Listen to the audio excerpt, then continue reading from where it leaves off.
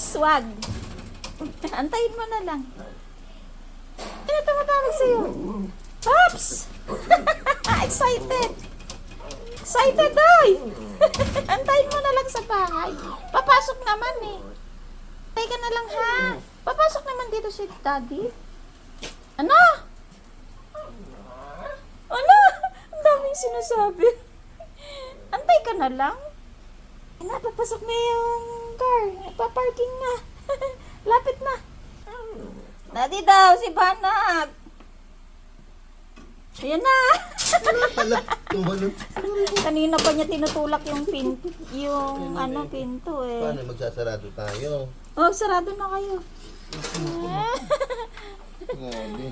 Kanina pa, excited eh. Umulan ba? Hindi, wala na. Nako. Ayan na, ayan na.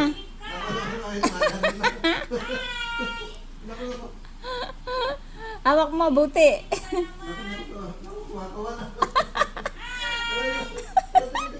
Excited mga kapitbahay.